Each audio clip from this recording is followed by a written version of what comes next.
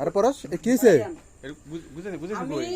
আমরা রাত্রে বেলা খাইতে আইছি, হ্যাঁ এই অফিসে খাইতে আইছি, না রান্না করছে কোমর ভাজি করছে, হ্যাঁ আমি যে পার্সোনাল ভাবে একটা ডিম ভাজি করে খামু। আচ্ছা কালকে একটা ডিম কিনা দিছি, বলছে যে ভাজি করে পুষ করে দিয়া কই যে মরিচ নাই, অথচ মরিচ পলাই রাখছে, আচ্ছা এই মরিচ গুম করে লাইছে।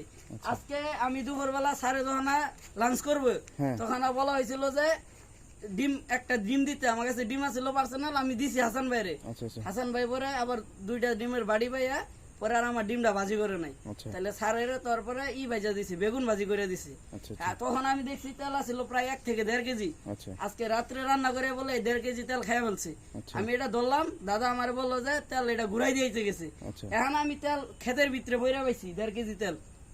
এই তেল ঘুমোলো কে লিগে? আমাদের মধ্যে তেল তেল পড়ে রয়েছে, এগুলা কি নিগে এগুলো ঘুমোবো? তেল পাইছে কই? তেল কোথায় ছিল? তেল পাশে বাউন্ডারির ভিতরে, এদিকে পাইছি বাউন্ডারির ভিতরে। না না বাউন্ডারির ভিতরে তেল থাকবে কেন? বোতল সতেল নাকি থাকবে, যে বান্ডারি এখানে জায়গা ছিল। তেল অনে ছিল না, তেল